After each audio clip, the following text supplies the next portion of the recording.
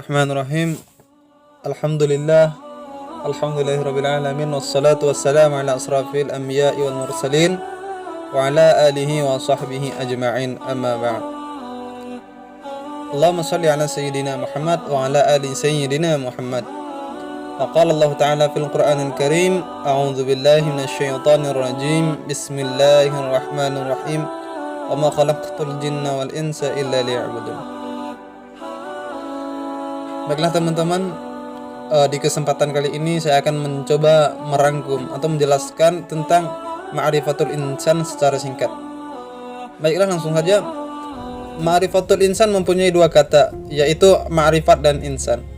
Nah, ma'rifat sendiri berarti mengenal, sedangkan insan itu berarti manusia atau diri sendiri. Jadi ma'rifatul insan dapat diartikan mengenal diri sendiri. Secara istilah, ma'rifatul insan sendiri merupakan suatu proses mengenali dan memahami penciptaan manusia oleh Allah Subhanahu wa taala. Yang mana manusia ini merupakan makhluk yang paling sempurna di antara makhluk lainnya. Sehingga ketika seseorang sudah mengenali dirinya sendiri, siapa diri kita, dari mana asalnya kita, dan untuk apa kita diciptakan, maka akan membuahkan hasil, yaitu ketaatan dalam menjalankan amanahnya atau menjalankan amanah kita sebagai manusia. Tentu saja sebagai seorang manusia, kita sudah sepantasnya memahami apa itu arti manusia yang sesungguhnya. Dan mestinya kita harus mengenal diri kita sendiri. Siapa diri kita, dari mana kita berasal, dan apa yang sedang kita kerjakan di muka bumi ini. Dengan begitu kita dapat memposisikan diri. Baiklah, ma'rifatul insan yang pertama yaitu ta'rifatul insan. Manusia adalah salah satu makhluk ciptaan Allah Subhanahu wa taala yang memiliki peranan penting dalam kehidupan di muka bumi. Manusia tercipta dari dua unsur, yaitu yang pertama adalah tanah. Sebagaimana firman Allah taala di dalam Al-Qur'an, dan ingatlah ketika Tuhanmu berfirman kepada para malaikat, sesungguhnya aku akan menciptakan seorang manusia dari tanah liat kering yang berasal dari lumpur yang diberi bentuk. Quran Surat Al-Hijr ayat 28. Kemudian unsur yang kedua yaitu ruh. Sebagaimana firman Allah Ta'ala di dalam Al-Quran, kemudian dia menyempurnakan dan meniupkan ke dalam ruh ciptaannya, dan dia menjadikan bagi kamu pendengaran, penglihatan, dan hati, tetapi kamu sedikit sekali bersyukur. Quran Surat As-Sajdah ayat ke-9. Berdasarkan dua unsur tersebut, manusia disimbolkan dengan tiga unsur. Yang pertama yaitu qalbu. Sebagaimana sabda Rasulullah SAW, ingatlah bahwa di dalam jasad itu ada segumpal daging. Jika ia baik, maka baik pula seluruh jasad. Jika ia rusak, maka rusak pula seluruh jasad. Ketahuilah bahwa ia adalah hati. Hadis riwayat Bukhari dan Muslim. Kemudian yang kedua yaitu akal. Firman Allah Subhanahu wa taala, maka apakah mereka tidak berjalan di muka bumi ini, lalu mereka mempunyai hati yang dengan itu mereka dapat berakal dengannya. Quran Surat Al-Hajj. Kemudian yang ketiga yaitu jasad. Firman Allah Subhanahu wa taala, dan katakanlah, bekerjalah kamu, maka Allah dan Rasul-Nya serta orang-orang mukmin akan melihat pekerjaanmu itu, dan kamu akan dikembalikan kepada Allah yang mengetahui akan yang gaib, yang nyata, lalu diberitakannya kepada kamu apa yang telah kamu kerjakan. Quran Surat At-Taubah. Kemudian manusia diamanahi oleh Allah yaitu berupa ibadah seperti yang tertera di dalam Al-Quran. Dan aku tidak menciptakan jin dan manusia melainkan supaya mereka mengabdi kepadaku. Quran Surat Ad-Dzariyat. Kemudian manusia diamanahi untuk menjadi khalifah di bumi ini. Allah Subhanahu wa taala telah menegaskan hal ini di dalam Al-Quran. Ingatlah ketika Tuhanmu berfirman kepada para malaikat, sesungguhnya aku hendak menjadikan seorang khalifah di muka bumi. Mereka berkata, mengapa engkau hendak menjadikan khalifah di bumi itu? Orang yang akan membuat kerusakan padanya dan menumpahkan darah. Padahal kami senantiasa bertasbih dengan memuji engkau dan sucikan engkau. Tuhan pun berfirman, sesungguhnya aku mengetahui apa yang tidak kamu ketahui. Quran surah Al-Baqarah. Dijadikan khalifah di muka bumi maknanya adalah menugaskan kepada manusia untuk mengelola bumi dan memberlakukan perintah-perintah Allah di bumi ini. Kemudian ketika telah melakukan apa yang diamanahkan oleh Allah, pasti di dalamnya kita akan mendapatkan balasannya, surga dan neraka, tergantung perbuatan seseorang tersebut. Kemudian ma'rifatul insan yang kedua yaitu ada hakikat insan. Manusia mempunyai 5 hakikat. Yang pertama yaitu sebagai makhluk. Kita sebagai manusia, sebagai makhluk yang hidup di atas fitrah, kita lemah, bodoh, dan juga fakir. Kemudian hakikat yang kedua yaitu mukarram, kita dimuliakan. Kenapa? Alasannya yaitu karena manusia ditiupkan ruh, kemudian mempunyai keistimewaan, dan juga alam ditundukkan bagi manusia. Kemudian hakikat yang ketiga yaitu mukallaf. Kita sebagai manusia, sebagai insan dibebani. Jelas manusia selama di dunia ini dibebani dengan 2 hal, yaitu beribadah kepada Allah dan menjadi khalifah fil ardh, khalifah di bumi. Kemudian hakikat yang keempat yaitu mukhayyar, bebas memilih. Kita yang bebas memilih antara kita beriman kepada Allah atau kita kufur kepada Allah.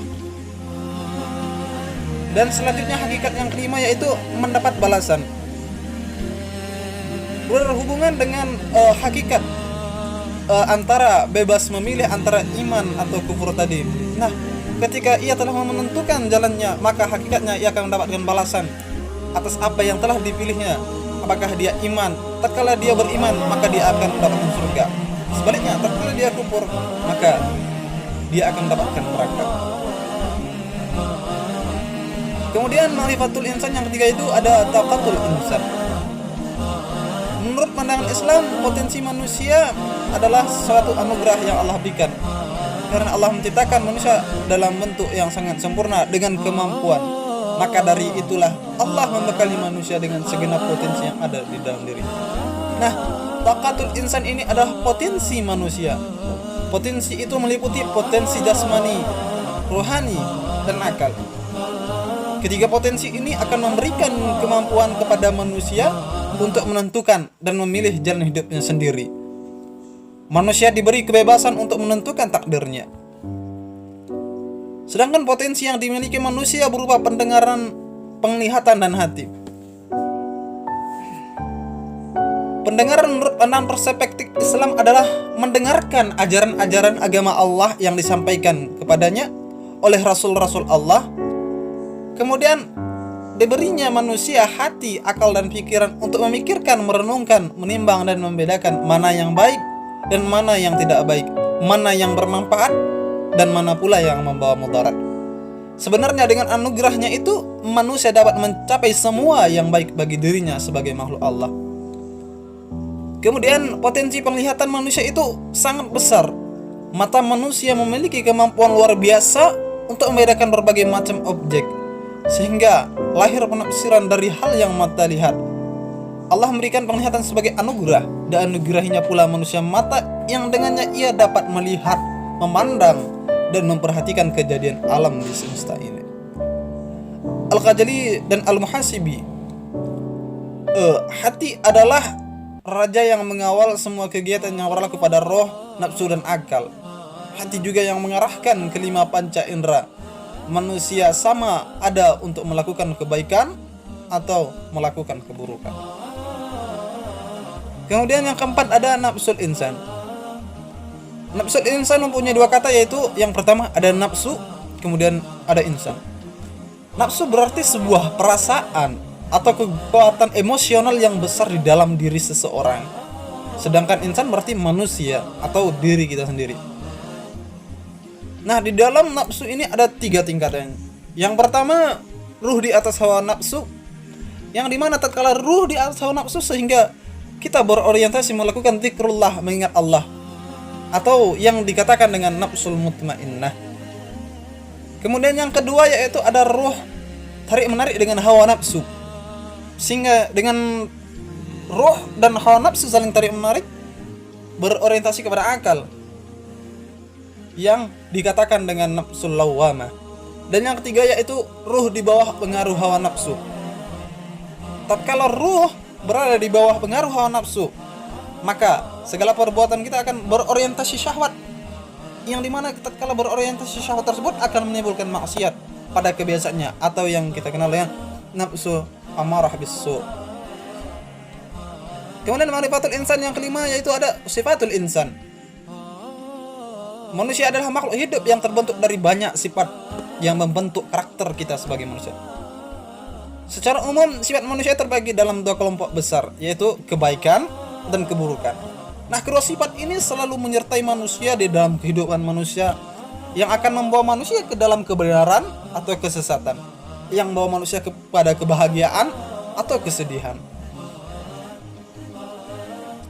Sifatul insan yang pertama itu taqwa, yang dimana dengan adanya sifat ini di dalam diri manusia, maka akan dapat membersihkan hati manusia tersebut, dan apa yang dikerjakan dan dilakukannya akan diperbuat dengan sifat yang mulia, yang akan membawa ia kepada kesuksesan.